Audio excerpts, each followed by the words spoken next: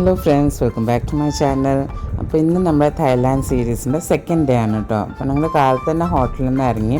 അപ്പോൾ ഇന്ന് നമ്മൾ പോകാൻ പോകുന്നത് കുറച്ച് ദൂരെയാണ്. അപ്പോൾ ഞങ്ങളുടെ ഹോട്ടലിൽ നിന്ന് ഒരു 1.5 hours ദൂരെയായിരുന്നു നമ്മൾ യാത്ര ചെയ്ത് പോകേണ്ടത്. അപ്പോൾ പോണ വഴിക്കൊന്നും നല്ല രസമാണ് കേട്ടോ. നമ്മൾ ഈ സീ ഷോറിൽ കൂടെയാണ് പോണത്. അപ്പോൾ കാണാനൊക്കെ നല്ല വ്യൂ ആണ്. അപ്പോൾ നമ്മളിന്ന് പോകാൻ പോണത് ബിഗ് ബുദ്ധ എന്ന് പറഞ്ഞൊരു പ്ലേസാണ്.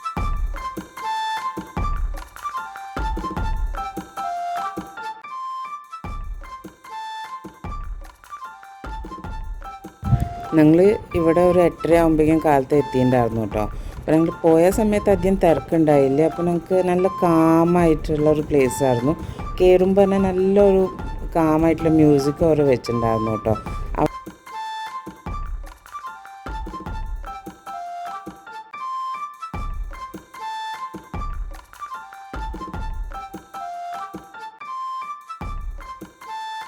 കുറച്ച് ഉള്ളിലേക്ക് നടന്നിട്ടാണ് നമ്മൾ പോകേണ്ടത്. അപ്പോൾ കയറി പോകുമ്പം നമുക്ക് ബുദ്ധയുടെ വലിയ സ്റ്റാച്ചു ദൂരെ നിന്ന് കാണാൻ പറ്റും കേട്ടോ. അപ്പോൾ നമ്മൾ കുറച്ച് നടന്നപ്പോൾ തന്നെ നമ്മൾ എത്തി ബുദ്ധയിലേക്ക്. അപ്പോൾ നമ്മൾ കുറച്ച് സ്റ്റെപ്പ് കയറിയിട്ട് വേണം മുകളിലേക്ക് പോകാനായിട്ട്. നല്ലൊരു പീസ്ഫുൾ ആയിട്ടുള്ളൊരു പ്ലേസ് ആയിരുന്നു വെച്ചാൽ നമുക്ക് നല്ലൊരു പോസിറ്റീവ് എനർജി ഉണ്ടാവും. നമുക്കവിടെ എത്തിക്കഴിഞ്ഞാൽ കാം ആൻഡ് ക്വയറ്റ് ആയ കാരണം പിന്നെ നല്ല സീനറി ആയിരുന്നു മുകളിൽ നിന്ന്. അപ്പോൾ അതൊക്കെ കണ്ട് ഞങ്ങളിത് എൻജോയ് ചെയ്തുകൊണ്ടിരിക്കുകയായിരുന്നു അവിടെ.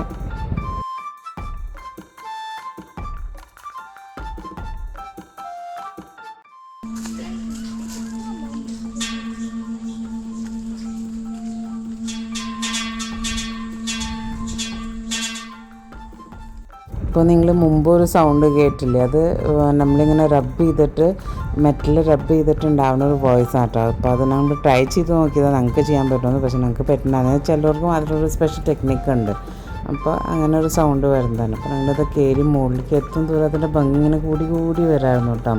അത്യാവശ്യം വലിയൊരു ബുദ്ധയുടെ സ്റ്റാച്ചു ആണ്. അപ്പോൾ ഞങ്ങൾ നേരത്തെ എത്തിയ കാരണം വലിയ തിരക്കുണ്ടായില്ല. ഞങ്ങൾ കയറി ഇറങ്ങുമ്പോഴേക്കും അത്യാവശ്യം നന്നായിട്ട് തിരക്കൊക്കെ കൂടി വന്നായിരുന്നു കേട്ടോ. അപ്പോൾ നിങ്ങൾ പോകാൻ വെച്ചാലും കുറച്ച് നേരത്തെ ഇറങ്ങാൻ നോക്കാം. നേരത്തെ പോയി കഴിഞ്ഞാൽ നമുക്ക് നല്ല കാമായിട്ട് എൻജോയ് ചെയ്യാൻ പറ്റും അവിടെ.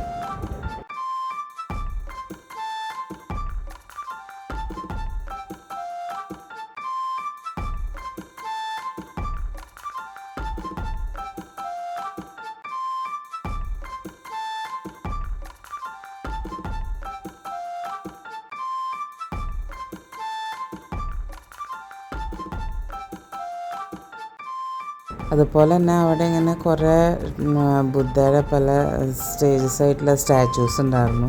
അതുപോലത്തെ പണ്ടത്തെ കിങ്സ്, അവരുടെ ഡിസൈപ്പിൾ, അവരുടെ പല ടൈപ്പിൽ ഇങ്ങനെ നിൽക്കുന്നു കിടക്കുന്നു അങ്ങനെ ആയിട്ടുള്ള കുറേ ഇങ്ങനെ സ്റ്റാച്യൂസ് ഉണ്ടായിരുന്നു.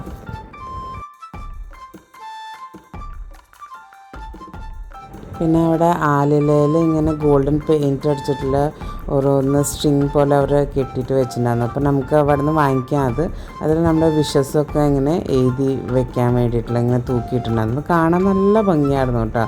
പിന്നെ അത് കാറ്റത്ത് മുകളിൽ ഹൈറ്റിലല്ലായിരുന്നു. അപ്പോൾ കാറ്റത്ത് ഇങ്ങനെ ആടുമ്പോൾ അതിന് പ്രത്യേക ഒരു സൗണ്ടും കൂടി ഉണ്ടായിരുന്നു.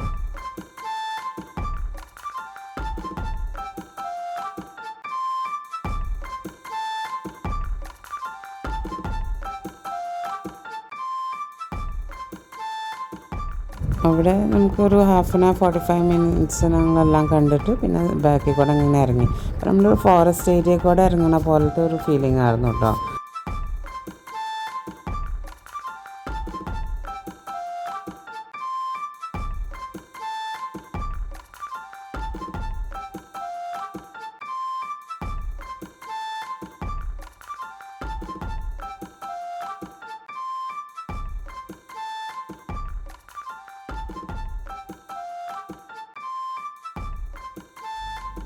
ഞങ്ങൾ എന്നിട്ട് അവിടെ നിന്ന് ഇറങ്ങി പോണ വഴിക്കുന്ന കുറേ ടൈഗർ പാർക്കൊക്കെ കണ്ടായിരുന്നു. പക്ഷെ ഞങ്ങൾ ഈ വട്ടം പോയപ്പോൾ ടൈഗർ പാർക്കിലേക്ക് ഒന്നും പോയില്ല. എന്നുവെച്ചാൽ ഞങ്ങൾക്ക് സമയം കുറച്ച് ലിമിറ്റഡ് ആയിരുന്നു. ഞങ്ങൾ അടുത്തത് എത്തിയത് വാട്ട് ചെലോങ് എന്ന് പറഞ്ഞ ടെമ്പിളിലേക്കാണ്. വാട്ട് എന്ന് പറഞ്ഞ ടെമ്പിൾ എന്നാണ് അവിടുത്തെ തായ്ലൻഡ് ഭാഷയിൽ കേട്ടോ. നല്ല ഭംഗി എന്ന് പറഞ്ഞാൽ അത്രയും ഭംഗിയാണ്. ഓരോ സ്ഥലങ്ങൾ നമുക്ക് കാണുമ്പോഴും പിന്നെ അത് മെയിൻറ്റെയിൻ ചെയ്ത് വെച്ചേക്കുന്നതും നല്ല നീറ്റ് ആൻഡ് ക്ലീൻ ആയിട്ടാണ് എല്ലാം ചെയ്തേക്കുന്നത്. അവരുടെ ആർക്കിടെക്ചറിന് നല്ല രസമുണ്ട്. നല്ല പെയിൻറ്റിങ് ഒക്കെ അടിച്ച് നല്ല നീറ്റായിരുന്നു, ഭംഗിയുണ്ടായിരുന്നു. നമുക്ക് അതിൻ്റെ ഉള്ളിലേക്ക് കയറാം, ചെരുപ്പ് കൂടിയിട്ട് കയറാം. അതുപോലെ നല്ലൊരു പോസിറ്റീവ് വൈബിനാണ് നമ്മൾ പറയുന്നത്. നമ്മളിപ്പോൾ ബിഗ് ബുദ്ധയിലും പോയപ്പോൾ നല്ലൊരു പോസിറ്റീവ് വൈബായിരുന്നു. നമുക്ക് ആ നീറ്റ്നെസ് കാണുമ്പോൾ ഒരു സന്തോഷമാവില്ലേ, അങ്ങനത്തെ ഒരു ഫീലിംഗ് ആയിരുന്നു. അപ്പോൾ നമ്മൾ അവിടെയൊക്കെ കുറേ ഫോട്ടോസ് എടുത്തു കേട്ടോ. നമുക്ക് എവിടെയൊക്കെ ഫോട്ടോ എടുക്കണമെന്ന് തോന്നും, അത്രയും എല്ലാ സ്ഥലവും ഭംഗിയാണ്. അങ്ങനത്തെ ഒരു നല്ല ബ്യൂട്ടിഫുൾ ആയിട്ടുള്ളൊരു ടെമ്പിളായിരുന്നു ഈ വാട്ട് ചെലോങ് എന്ന് പറഞ്ഞ ടെമ്പിൾ.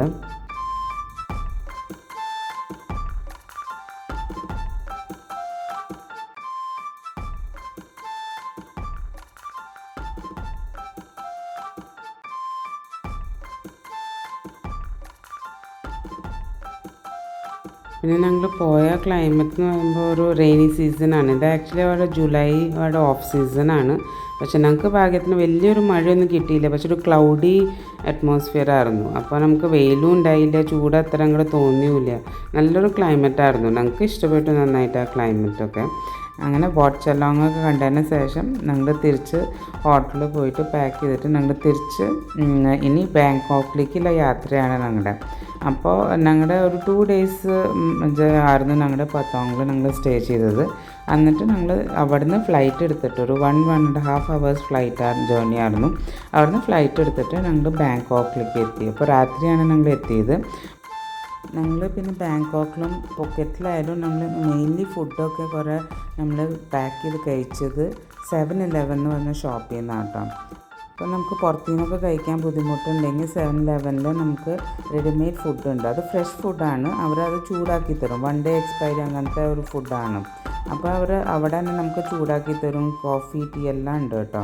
അപ്പോൾ നിങ്ങളൊക്കെ പോവുകയാണെങ്കിൽ അത് യൂസ് ചെയ്യുക. ഒരു 700-300 മീറ്ററിൻ്റെ ഉള്ളിൽ എല്ലാ സ്ഥലത്തും ഈ 7-Eleven എന്ന് പറഞ്ഞ ഷോപ്പുണ്ട്. അപ്പോൾ നമുക്ക് ആവശ്യമുള്ള എല്ലാ സാധനങ്ങളും, നമുക്ക് ഏറ്റവും കൂടുതൽ ഇഷ്ടമായത് ചെറിയ ചെറിയ പൗച്ചിൽ നമുക്ക് ക്രീം, സൺസ്ക്രീൻ, അങ്ങനത്തെ പേസ്റ്റ് ആയാലും കുഞ്ഞേ പേസ്റ്റുകൾ എല്ലാം ഉണ്ടായിരുന്നു കേട്ടോ. പിന്നെ ഇതായിപ്പോൾ നമ്മൾ ബാങ്കോക്കിൽ ലാൻഡ് ചെയ്തു. നല്ല വലിയൊരു എയർപോർട്ട് തന്നെയാണ് കേട്ടോ. അപ്പോൾ ഞങ്ങളിവിടെ ഗ്രാബ് വഴിയാണ് നമ്മുടെ ടാക്സി ബുക്ക് ചെയ്തത്. ബുക്ക് ചെയ്തിട്ട് ഞങ്ങൾ ഹോട്ടൽ എടുത്തതിൻ്റെ അടുത്ത് തന്നെ ഞങ്ങൾക്ക് 7-Eleven ഉണ്ടായിരുന്നു. മിക്ക ഫുഡും ഞങ്ങൾ 7-Eleven തന്നെയാണ് കഴിച്ചത് കേട്ടോ. അപ്പോൾ ഇതാണ് ഞങ്ങളുടെ ഹോട്ടൽ. നല്ലൊരു സ്പോട്ടായിരുന്നു. അപ്പോൾ ഇനി ഇവിടുത്തെ വിശേഷങ്ങൾ മറ്റൊരു വീഡിയോ ആയിട്ട് കാണാം. അപ്പോൾ അതുവരെ ബൈ.